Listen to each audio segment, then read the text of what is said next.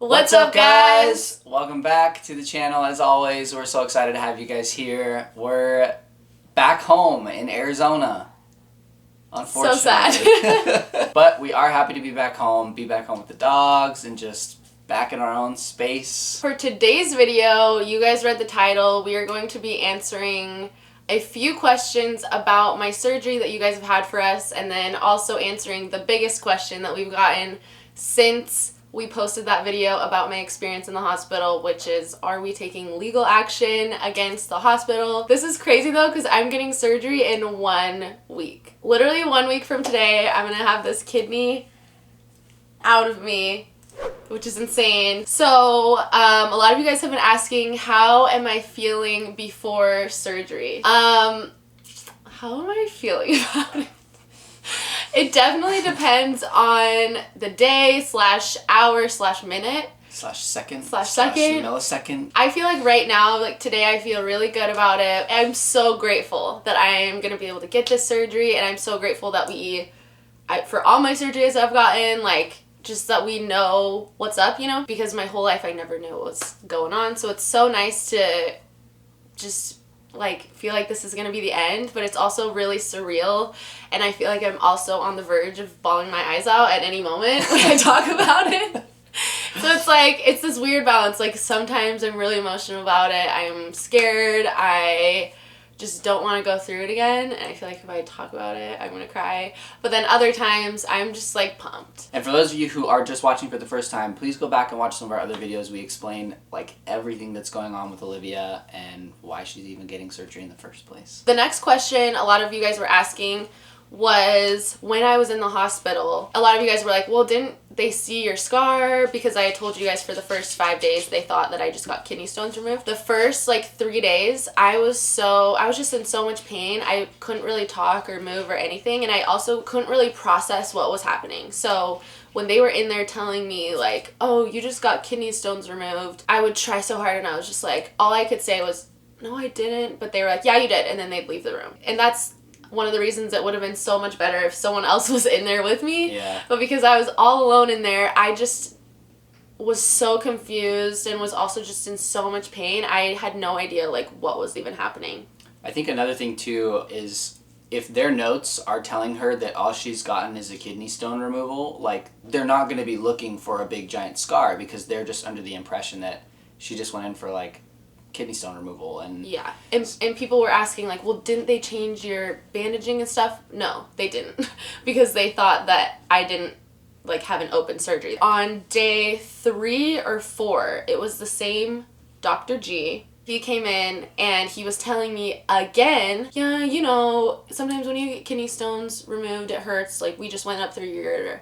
And I finally on this day, like, kind of was putting together, like, they don't even know what surgery I had. Or I could finally, like, talk a little bit more. So I was like, no, they didn't. And he's like, yeah, we did. And I was like, look at this. I was like, well, they cut me open. And so I remember I was trying so hard to like roll over, because I was kind of laying on it a lot, so it was hard to tell, and then you have a hospital gown. So I was like trying to roll over and show him, and he was like leaving the room, and I was like, no, look at this. So he finally like came back and then saw the scar. All he does was, he was like, wow, that looks a little more invasive than I originally thought, and then leaves. So I was just so confused, and also like, it took them 3 or 4 days to even notice that I had a big scar, but from there they still didn't do anything. I just didn't know what to do at that point, you know, like, no one's believing me that I didn't have any kidney stones. And I remember I said, I was like, I've never had kidney stones in my life, and they're just like, oh yeah, sure, and leave, you know. Yeah. It was just like the most surreal, weird thing. Okay, so the last question that I've been getting is, are there any lasting effects after you left the hospital? Any lasting stuff that, you know, happened because of the hospital? And I actually didn't mention this last time. There were a few things that happened. So when I was in the hospital, I had a catheter the whole time. And every other time that I've been in the hospital, they cleaned the catheter every single day. Like the entry hold, you know, because it's obviously a place that's going to get really infected. It's really gross. But this most recent time in the hospital, they didn't clean my catheter at all. They didn't clean it the entire time, which was crazy. And I didn't even think about it because I was obviously like... going through a bit of stress. I'm not thinking like a checklist of things like, oh, are they cleaning my catheter? But I remember it was on like day 10 that I was in there, and my mom, I was telling her I was having like so much pain down there, and she's like, have they been cleaning your catheter? And I literally was like, oh my gosh, they have not cleaned my catheter once this whole time. So I remember I took a picture of down there and sent it to Robbie, and Robbie was like, oh my gosh, like it was so swollen, just so infected, so horrible. It was just bad. And then I also had like a really bad infection in my kidney and like a bad UTI from them not cleaning my catheter. Like day 10, I call a nurse in and I'm like, you guys haven't cleaned my catheter at all. And so she got like a little rag with soap and she gives me the rag and she's like, here, clean it. That's fine. Like I'm fine cleaning my own catheter, but I was not in a good place. Like I just got a rib removed. I could barely move. So I remember I was like laying there trying to clean it myself and I like couldn't even sit up to like reach down there. So I did a horrible job. And that was the only time that they cleaned it, and they made me clean it, which was super weird. So anyway, I ended up leaving the hospital with like a huge kidney infection and a huge UTI, which they didn't even know. And when I left the hospital, they didn't prescribe me with any antibiotics. When I got checked out of the hospital, I was prescribed 4 different muscle relaxers, which we didn't even realize until later.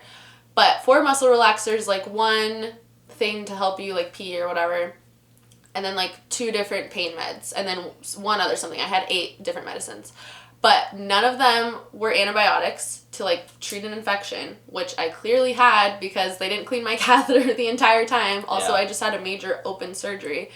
And then just so many muscle relaxers, which we've talked to doctors since, and they're like, I don't know why they gave you so many muscle relaxers. It makes no sense. It was weird. So those were like the main lasting effects, like physically. Okay, so now we are going to get to the main event, which is the biggest question we've been asked. Are we suing the hospital / what's going down with that? As soon as Olivia got out of the hospital, I started contacting lawyers. I think I ended up talking to like 4 or 5 different lawyers. But it was kind of hard to do because every time, like Olivia was finally home and I was on the phone with the lawyers, and every time they would have me basically tell them everything that happened to Olivia and like her whole experience. In a lot of detail. In a lot of detail, because they needed to know like everything that was going on. And every time I did, it would like trigger Olivia's PTSD and she would go into like an anxiety or a panic attack. That was terrifying because I'd never seen it before. She's never done that before. And like, it was this crazy thing that would happen over and over again. And I would like, every time I would try to leave the room, but the second she knew I was talking to a lawyer, like, it was terrifying. Like you guys know, I had, or probably have still, but I'm a lot better now. I had PTSD from the last surgery, and so I would have like panic attacks. And when I first got home from the hospital, we didn't really know what they were or what was triggering them or anything. But we figured out later kind of what was triggering them was like the lack of control. So when Robbie would be on the phone telling a lawyer about my story, it would just like trigger something in me because I wasn't able to tell my story the way I wanted. Like he's telling it for me, which was kind of this weird thing that would happen in the hospital. You know, people are telling me what's going on or they're telling my story, but I'm like, no, that's not actually what happened, you know? So that was kind of the trigger. So it made it difficult for him to like call lawyers, I think. So I started doing it like if I was out of the house, you know, or different things like that. And we talked to a few lawyers, and some of them were really nice. Some of them were just straightforward and like, look, I don't have the time. It was just... Almost every single lawyer said we have a case, but it was just hard because they were like, you know, you kind of have a case, but she doesn't have any like lasting... Life-changing effects. So they like if one of the people was like, you know, there's a case there, but she's like still a functioning person, let us know if like she declines or like let us know if she dies, basically. Essentially, yeah. So I guess basically what they ended up kind of telling us was at this point, yes, she was treated very poorly. There was probably some negligence and different things like that, and they're not saying we don't have a case, but it would cost us more to hire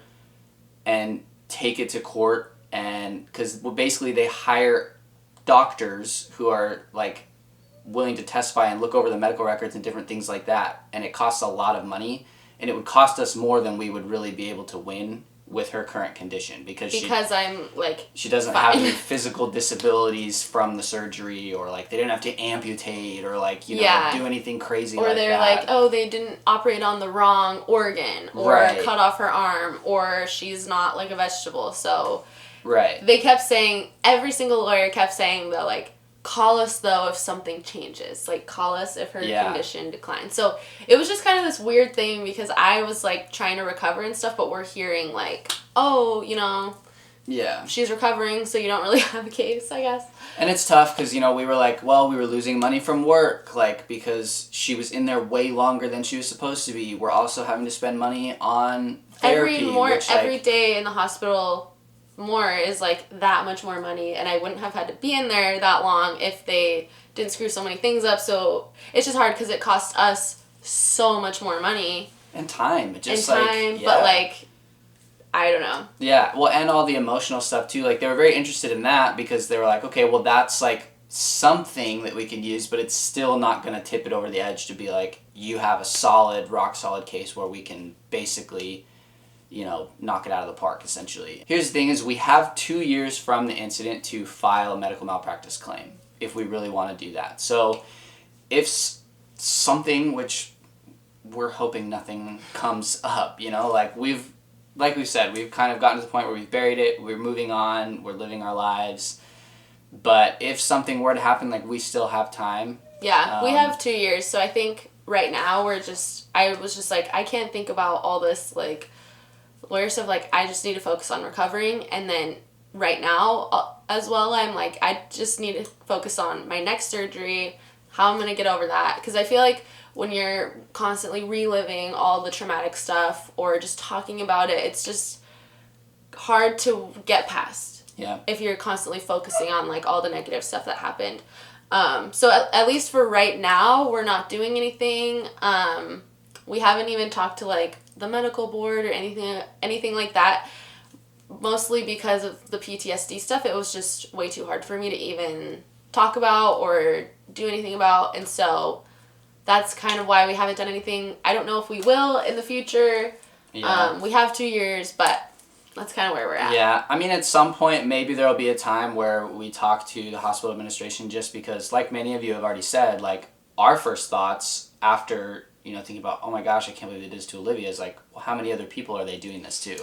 Yeah, I don't want that happening to other people, so... Yeah. So, I think we will do something, but I don't know what I think to do right we're now. just waiting until Olivia's in a place where she feels comfortable enough to actually confront that. And that's just basically where we're at. So I hope that answers some of your guys' questions. Yeah, and I know a lot of you guys were giving us really good advice, so we are definitely going to like look into that. But yeah, thank you guys so much for all your support. Really, you already know, we tell you every time, but it means the world to us. We get messages and comments and gifts sent to our P.O. box, which has been like that's crazy. Unbelievable. You guys seriously, like, the support we receive from you guys really and truly lifts us all the time. So thank you very much. We love you guys so much. Thank you for watching this video. Until next time, guys. Peace. We can be friends if you wanna. We could just talk if you wanna. We could hold hands if you wanna. Hey, tell me what you wanna do. We could just laugh if you wanna. Late nights under stars if you wanna.